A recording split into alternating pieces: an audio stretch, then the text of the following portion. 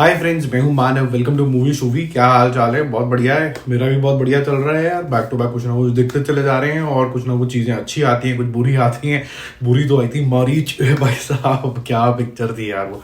Anyways, जो देख के टाइम भी खराब हुआ, समय भी खराब हुआ, पैसा भी खराब हुआ। बट एनीवेज, अभी हम बात करते हैं कुछ बड़ी फाड़ू सी सीरीज की, फाड़ू लव स्टोरी। क्या ये इतनी ही फाड़ू है? क्या ये इतनी ही कॉम्प्लेक्स है जैसा इसका टाइटल है?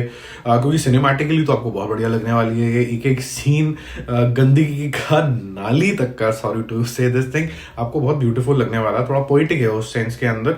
और पोएट्री कहाँ से आती है? रियल लाइफ से आती है। तो रियल लाइफ को समझने के लिए आपको वो लाइफ के अंदर घुसना जरूरी है। अगर आप एसी रूम में, पंखे में, आराम से गाड़ी में बैठ के अगर इसको समझने की कोशिश करेंगे तो शायद आपको ये सीरीज ना समझ के आए।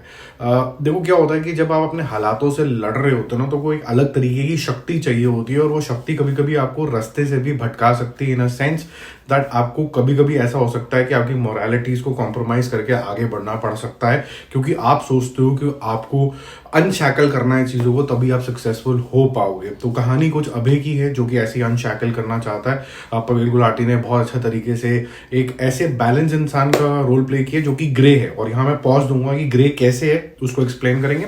फिर उसके बाद रॉक्सी, जो उसका ब्रदर है और उसके जो लाइफ है वो भी इसी तरीके की है कि झंड सी है। पापा जो है छोटी मोटी नौकरी करते हैं। नौकरी क्या करते हैं? ऑटो चलाते हैं। और मदर इज नॉट वेल, तो वो ऑलमोस्ट बेड रिडन टाइप है। और साथ ही साथ में है मंजरी, जो उसका लव इंटरेस्ट है। सियामी खेर ने उनको निभाया है।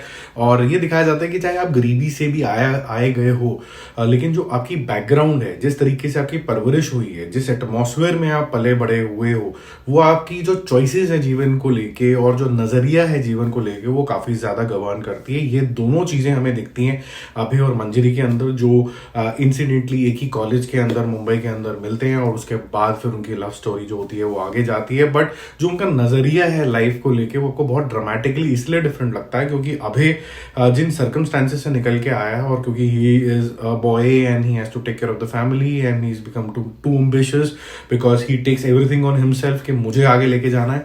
और वहीं मंजरी है जहां पर उसको एक अच्छी परवरिश मिली है, थोड़ा ईज ऑफ माइंड दिखाया गया है।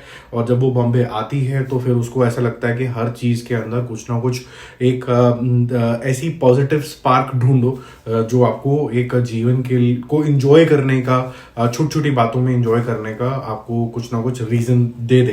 बहरहाल अभय काफी ज्यादा एग्रेसिव तरीके का इंसान है, अचीवर है, लेकिन ग्रे है। और ग्रे जो मैंने आपको पॉज कराया था उसी के बारे में बात करते हैं।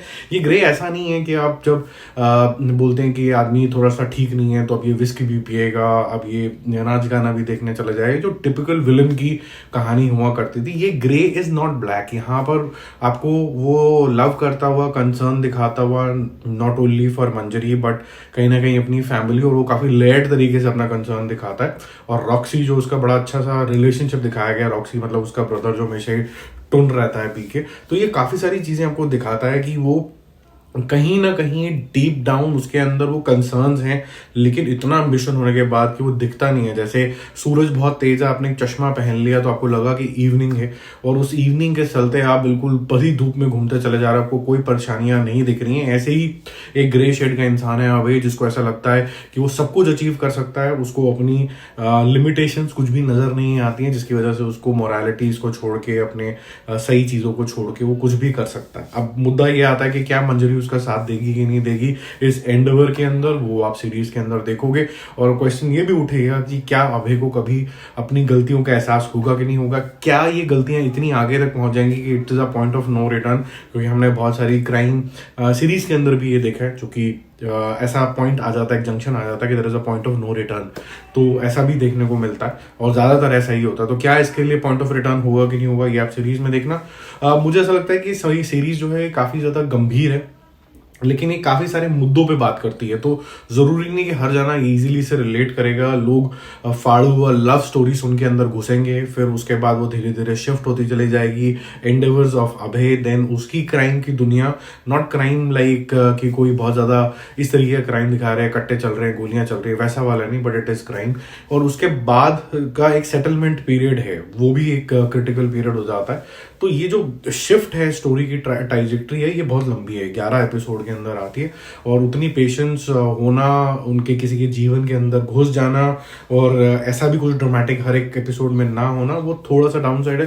बट लेकिन जो लोग जैसे होता है ना, टीवी सीरियल के लवर होते हैं, जो स्टोरीज के लवर होते हैं, जो किरदारों के लवर होते हैं, वो एक किरदार की प्रोग्रेस देख के बहुत खुश होंगे। मुझे ऐसा लगता है कि जिस तरीके से इवन जो सयामी खेर है, उसका प्रोग्रेस टू सपोर्ट अभय और not to support, and what to guide, when to guide, not to guide, retaliation अपने तरीके से, वो सब चीज़ें, और अभय का खुद का कैरेक्टर जो अपने आप से भी बहुत हद तक जूझता हुआ नजर आता है। आपको ऐसा लगता है कि वो ये जो कर रहा है ना, ये कहीं ना कोई एक फोर्स है अंदर जो उसको रोकती भी है, लेकिन वो फिर भी कर देता है, और फिर उसके बाद एंड में क्या कुछ होता है आप ये फिगर आउट करोगे।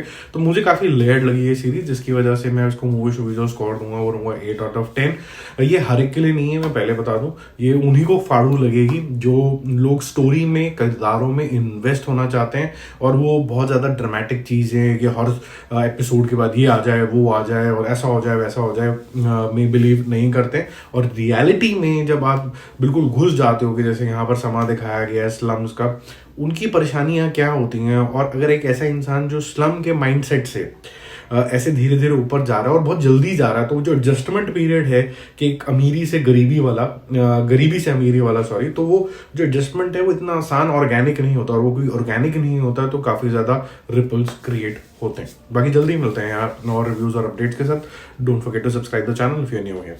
Bye bye.